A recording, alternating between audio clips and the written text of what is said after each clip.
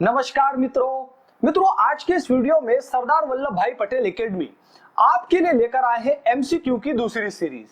हमारे इस चैनल पर एमसीक्यू की एग्जाम ओरिएंटेड महत्वपूर्ण प्रश्नों की एक लगातार सीरीज चल रही है, तो आप हमारे चैनल को लाइक शेयर सब्सक्राइब करते हुए इस निःशुल्क सीरीज का जरूर फायदा उठाएं।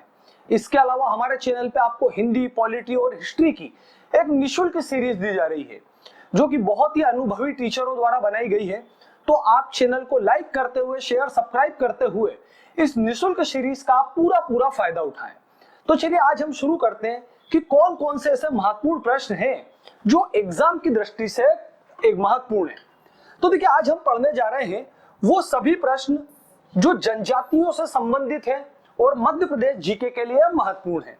ध्यान रखिएगा, जनजातियों से रिलेटेड कोई भी फैक्ट मध्य प्रदेश की किसी भी परीक्षा के लिए बेहद उपयोगी होता है।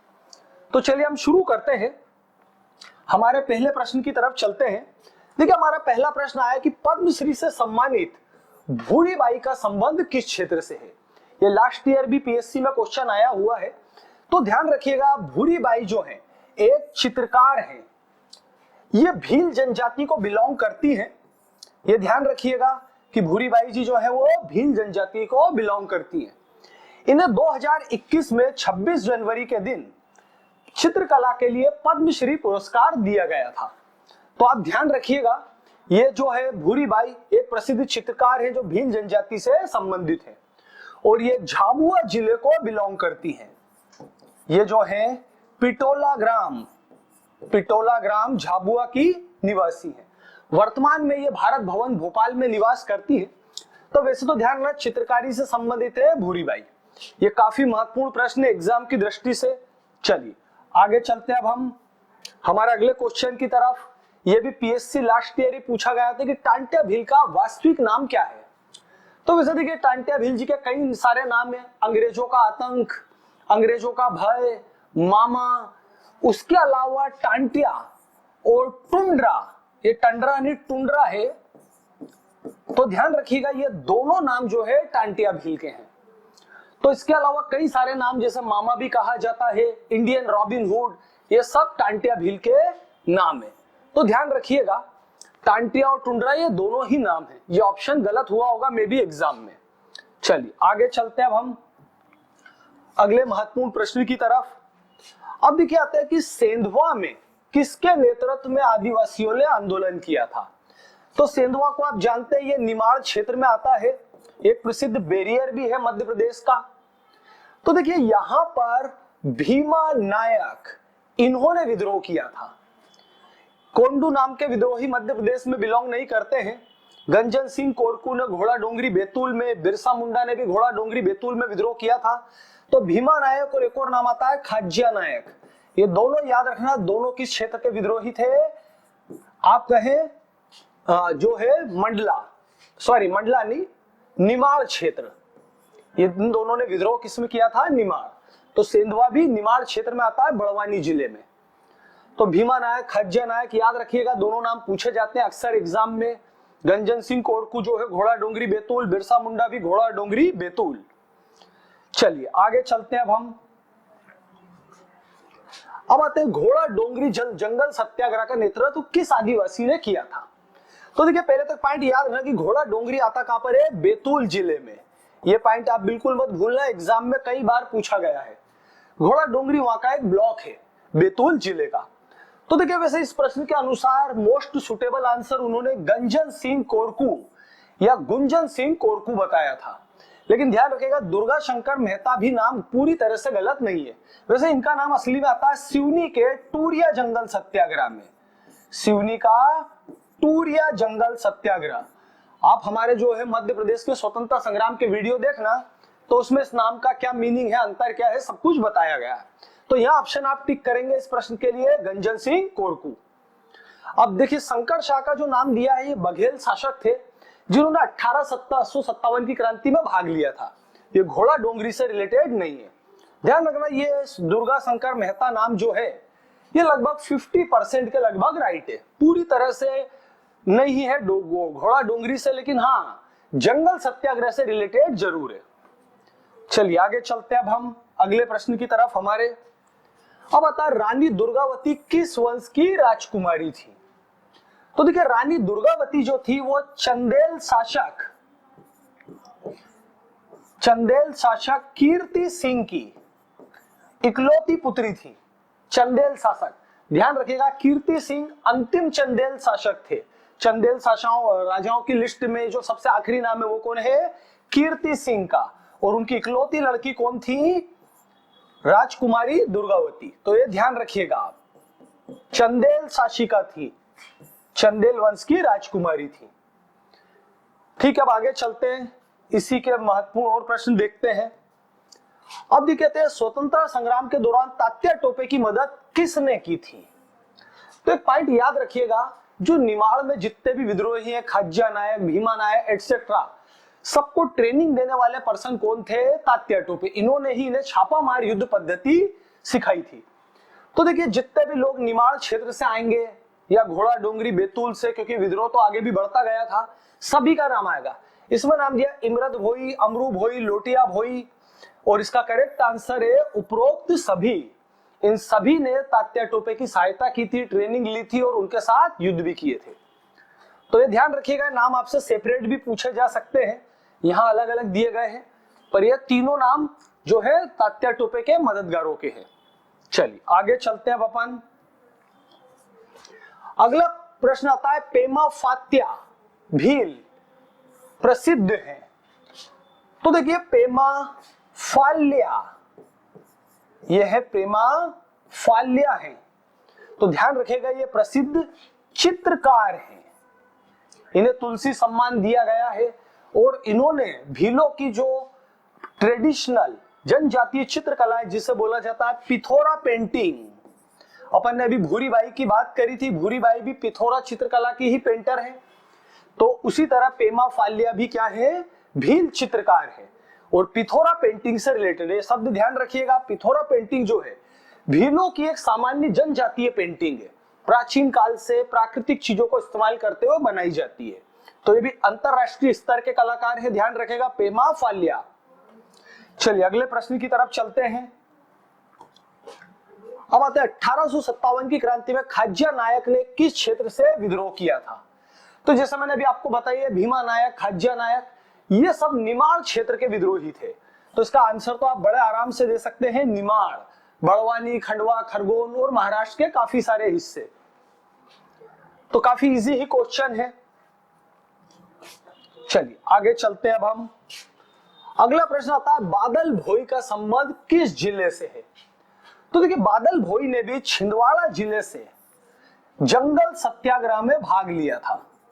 जंगल सत्याग्रह में जो है, जंगल सत्याग्रह मध्य प्रदेश के किधर हुआ था? पूर्वी हिस्से की तरफ, जहां घने जंगल हैं, बालाघाट, छिंदवाड़ा, सिवनी, बैतूल एटसेट्रा। वैसे ध्यान रखिएगा बादल भोई का नाम आता है छिंदवाड़ा जिले से रिलेटेड। इन्होंने छिंदवाड़ा में जो है विद्रोह किया था। बाद में इन्हें नासिक की चंद्रपुर जेल में भेज दिया गया था और वहीं पर जहर देकर इनकी हत्या कर दी गई थी। बादल भोई म्यूजियम भी है छिंदवाड़ा जिले में, जिसके बारे में हम आगे बात करेंगे। तो ध्यान रखिएगा बादल भोई एग्जाम की दृष्टि से महत्वपूर्ण है और छिंदवाड़ा जिले से बिलोंग करते हैं। चलिए आगे चलते हैं हम। अगला प्रश्न आता है ठक्कर बापा का वास्तविक नाम क्या था? तो देखिए ठक्कर बापा को बोला जाता है आदिवासियों का मसीहा। ये मूल रूप से गुजरात को बिलोंग करते थे और इनका वास्तविक नाम है अमृतलाल विठलदास ठक्कर। ध्यान रखिएगा आदिवासियों के मसीहा, एक स्वतंत्रता संग्राम सेनानी, संविधान सभा निर्माता कमेटी के भी एक मेंबर और कांग्रेस पार्टी के जो है सदस्य, काफी सारा इनका रिकॉर्ड रहा है। तो ध्यान रखिएगा फ्रीडम फाइटर भी थे अमृतलाल विठलदास ठक्कर। आप हमारे जनजातियों के वीडियो में देखना, उनके बारे में, इनके बारे में काफी जानकारी दी गई है। चलिए आगे चलते हैं अब हम। अगला प्रश्न आता है आदिवासियों का मसीहा, जिसके बारे में हम बात कर ही रहे थे। तो आप जैसे जानते हैं ठक्कर बापा, पिछले प्रश्न में ही हमने डिस्कस किया है, अमृतलाल विठलदास ठक्कर। तो आदिवासियों के मसीहा कौन है? ठक्कर बापा। ये एग्जाम में कई बार आया क्वेश्चन, ध्यान रखिएगा। चलिए आगे चलते हैं। अब आते हैं आदिवासी चित्रकार जोधैया बाई का संबंध किस जिले से है? वैसे इनकी डिटेल जानकारी के लिए आप हमारा गौड़ जनजाति का जो है वीडियो देखना, तो देखिए जोधैया बाई जो है ये जो है उमरिया जिले को बिलोंग करती है और ये गोंड ट्राइब को बिलोंग करती है। तो आप ध्यान रखिएगा कि जो गोंड जनजाति की ट्रेडिशनल पेंटिंग है उसको ये बनाती है, तो उससे रिलेटेड जो है पेंटिंग के लिए इनका नाम जो है पद्मश्री के लिए भी नॉमिनेट हुआ था, पर पद्मश्री अवार्ड तो नहीं मिला, पर एक प्रमुख अंतरराष्ट्रीय स्तर की कलाकार है। तो ध्यान रखिएगा उमरिया, ये लाइन काफी महत्वपूर्ण है एग्जाम की दृष्टि से। चलिए आगे चलते हैं। अब हम आता कांतिलाल भूरिया, ये नाम आपने काफी सुना ही होगा। देखिए ये झाबुआ जिले को बिलोंग करते हैं, ये झाबुआ जिले को बिलोंग करते हैं, आदिवासी नेता हैं, कांग्रेस पार्टी से संबंधित हैं, केंद्रीय मंत्री भी रह चुके हैं। तो इसमें बस इतना ही प्रश्न बनता है कि कांतिलाल भूरिया किस जिले से संबंधित है, तो झाबुआ। चलिए आगे चलते हैं। अब अगला प्रश्न हमारा आता है भीलों का गांधी किसे कहा जाता है। देखिए गांधी शब्द को लेकर 2-3 क्वेश्चन है जो इस वीडियो में आपके कवर हो जाएंगे।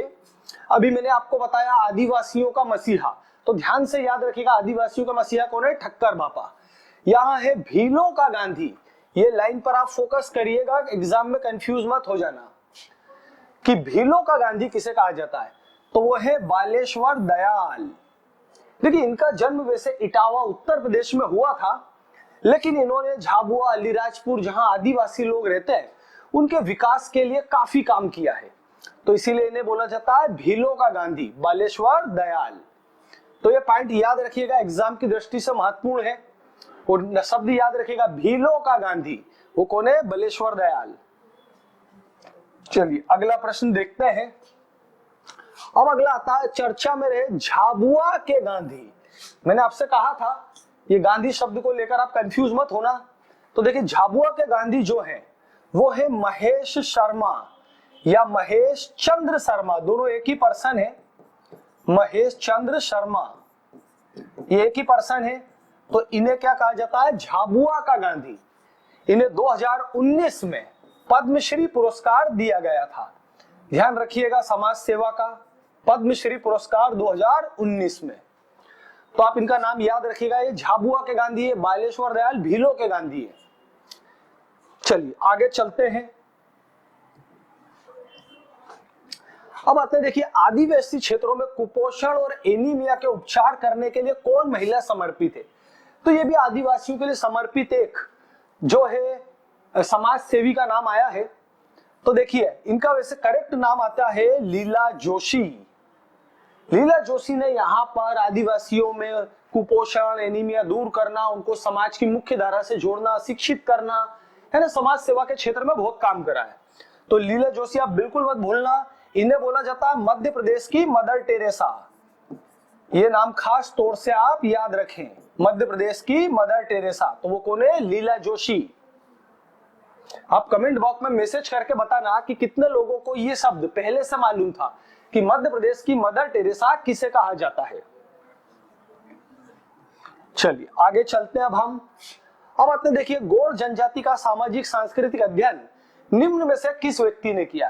कहने का मतलब है कि गोंड जनजातियों को स्टडी, एक साइंटिफिक तरीके से स्टडी किस व्यक्ति ने करा है, तो बहुत महत्वपूर्ण है। वो आते हैं प्रोफेसर श्यामचरण दुबे।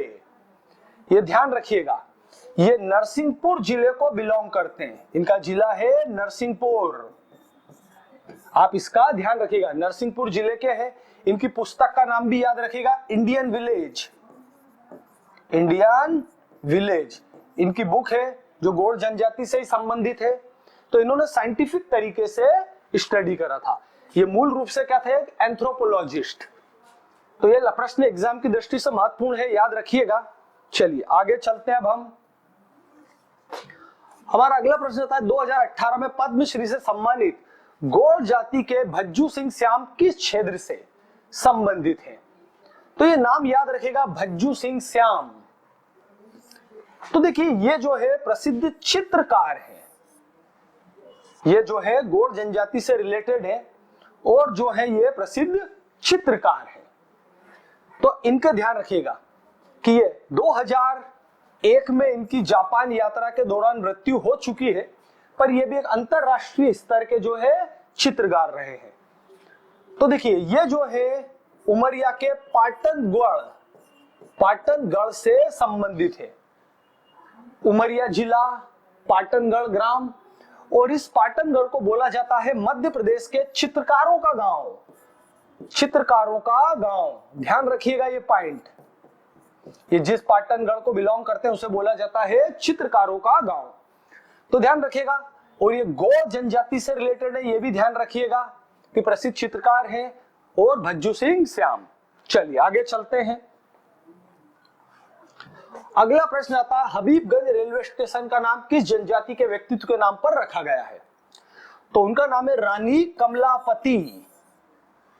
ये गौड़ शासिका थी, इनके पति निजाम शाह थे, और आप जानते हैं कहा जाता है कि भोपाल के संस्थापक दोस्त मोहम्मद से इन्होंने सहायता ली थी, तो वही आती है। तो रानी कमलापति के नाम पर रख दिया गया है अब रेलवे स्टेशन का नाम। और याद रखना ये मध्य प्रदेश का सबसे पहला इंटरनेशनल रेलवे स्टेशन है। भोपाल का जो रेलवे स्टेशन है उसके आपने चित्र देखे होंगे, उसको रिनोवेट कर दिया गया है। तो मध्य प्रदेश का सबसे पहला कौन सा है? अंतरराष्ट्रीय स्तर का रेलवे स्टेशन है। और साथ ही साथ मध्य प्रदेश का सबसे पहला प्राइवेट रेलवे स्टेशन, जिसे बंसल ग्रुप द्वारा ले लिया जाएगा, तो पहला प्राइवेट रेलवे स्टेशन होगा। वैसे यहां ध्यान रखिएगा तो रानी कमलापति एग्जाम की दृष्टि से काफी महत्वपूर्ण है ये। चलिए आगे चलते हैं। अगला प्रश्न आता है, रेणोबाई, मुड्डेबाई और देवोबाई का संबंध किस जिले से है? तो देखिए ये तीनों महिलाएं जो हैं 1930 के जंगल सत्याग्रह से जुड़ी हुई हैं, जिनके बारे में अपन ने अभी बात करी है, भीमा नायक, खाज्या नायक और दूसरे स्वतंत्रता संग्राम सेनानियों की बादल भोई वगैरह। तो ये 1930 में जो मध्य प्रदेश में जंगल सत्याग्रह चला था उसी से रिलेटेड है। तो ध्यान रखिए इसका करेक्ट आंसर आता है सिवनी। वैसे जंगल सत्याग्रह सिवनी के अलावा बैतूल में भी रहा था, बादल भोई जी ने छिंदवाड़ा में भी किया था, काफी बड़े क्षेत्र में और महाराष्ट्र में भी फैला था। पर हाँ ये ध्यान, इन तीनों महिलाओं का नाम आता है सिवनी जिले से। यहाँ कंफ्यूज मत हो जाना, जंगल सत्याग्रह का क्षेत्र बहुत बड़ा था, पर ये तीनों महिलाएं सिवनी जिले को बिलोंग करती हैं। चलिए आगे देखते हैं हम। अगला प्रश्न हमारा, सीताराम कंवर का संबंध मध्य प्रदेश के किस क्षेत्र से? तो देखिए ये 1857 की क्रांति के क्रांतिकारी हैं। सीताराम कंवर जो है 1857 की क्रांति में इन्होंने मध्य प्रदेश से भाग लिया था। तो वैसे तो जो है ये बिलोंग करते थे बड़वानी निमाड़ को, ये मूल रूप से रहने वाले थे बड़वानी तो अभी बनाया, तब तो निमाड़ क्षेत्र ही था 1857 में। खंडवा, खरगोन, बड़वानी ये सब अभी जिले बने। तो बड़वानी वर्तमान में बोल सकते हैं अपन, निमाड़ क्षेत्र इनका राइट है। इन्होंने क्या करा था, होलकरों की जो सेना ने विद्रोह करा था उसके साथ में मिलकर विद्रोह किया था। तो होलकरों की सेना के साथ निमाड़ क्षेत्र में विद्रोह करा था। तो नाम ध्यान रखिएगा, इसमें बस इतना ही क्वेश्चन बनता है कि किस क्षेत्र को बिलोंग करते थे, तो निमाड़। और होलकरों की सेना का इन्होंने सहयोग दिया था। चलिए अगले प्रश्न की तरफ चलते हैं। अब अगले, इंदौर शहर का भंवर कुआं चौराहा किस नाम से जाना जाएगा? तो देखिए अभी हाल ही में नवंबर महीने में, नवंबर 2021 में भंवर कुआं चौराहे का नाम बदल दिया गया है और वो रखा गया है टांटिया भील या टांटिया मामा चौराहा। ये ध्यान रखिएगा, टांटिया भील चौराहा या टांटिया मामा चौराहा। तो टांटिया मामा बड़वानी के या निमाड़ क्षेत्र के एक स्वतंत्रता संग्राम सेनानी, उनके नाम पर रखा गया है। चलिए अब टांटिया मामा के बारे में विशेष जानकारी के लिए आप हमारे मध्य प्रदेश के स्वतंत्रता संग्राम सेनानियों का जनजाति व्यक्तित्व के वीडियो देखना, आपको सभी जानकारी दी जाएगी। अब यहाँ ज्यादा हम नहीं बोल रहे हैं क्योंकि क्या है, वीडियो बेहद लंबा हो जाएगा वरना। चलिए आगे हम चलते हैं अगली स्लाइड की तरफ। अब देखिए आता है, इंदौर जिले का पाताल पानी रेलवे स्टेशन का नाम बदलकर क्या कर दिया गया है? तो देखिए ध्यान रखिएगा, पाताल पानी रेलवे स्टेशन जो है वो भी संबंधित है टांटिया भील रेलवे स्टेशन। यहां पर टांटिया भील की जो है समाधि बनी हुई है, यह पॉइंट याद रखिएगा। देखिए इन्हें जो है टांटिया भील जी को जबलपुर में फांसी दी गई थी। उसके बाद में क्या है, जन विद्रोह को देखते हुए अंग्रेजों ने चलती ट्रेन से इनकी डेड बॉडी को पाताल पानी क्षेत्र में फेंक दिया था, फिर वहीं पर समाधि बना दी गई। यहाँ पर एक और कहानी भी है, जिसके बारे में हम बाद में कभी बात करेंगे, पर आप अभी ध्यान रखिएगा कि ये टांट्या भील रेलवे स्टेशन हो चुका है पाताल पानी के स्थान पर। चलिए अगले प्रश्न की तरफ चलते हैं हमारे। अब देखिए हमारा अगला प्रश्न था, गोंड जनजाति के मनसू ओझा मध्य प्रदेश के किस जिले से संबंधित हैं? तो देखिए मनसू ओझा ने भी जो है जंगल सत्याग्रह में भाग लिया था, पर इनका क्षेत्र आता है बैतूल। ये जो है घोड़ा डोंगरी बैतूल जिले से जो है जंगल सत्याग्रह में भाग लिया था। तो ध्यान रखिएगा, बस आपसे यही इतना ही क्वेश्चन बनता है, मनसू ओझा। तो देखिए अगला हमारा प्रश्न आता है कि बादल भोई आदिवासी संग्रहालय कहां स्थित है? तो देखिए जैसे अभी हमने बात करी थी पिछले स्लाइड में कि बादल भोई जो है मध्य प्रदेश के छिंदवाड़ा जिले से संबंधित है, तो उनसे संबंधित म्यूजियम भी कहां पर है? छिंदवाड़ा जिले में। और देखिए इस म्यूजियम की संग्रहालय की खास विशेषता है, इसकी स्थापना करी गई थी 1954 में। ये बनाया गया था 1954 में और 1975 में इसे राज्य सरकार द्वारा अधिग्रहित कर लिया गया और राज्य संग्रहालय का दर्जा दे दिया गया। फिर इसके बाद 2007 में इसका नाम बदलकर बादल भोई आदिवासी संग्रहालय कर दिया गया। तो तीनों डेट याद रखना, 1954 में इसको बनाया गया, 1975 में राज्य सरकार द्वारा अधिग्रहित कर लिया गया और 2007 में इसका नाम चेंज करके बादल भोई के नाम पर परिवर्तित कर दिया गया। अब देखिए इसकी खास विशेषता ये आती है कि यह मध्य प्रदेश का सबसे पुराना जो है आदिवासी संग्रहालय है।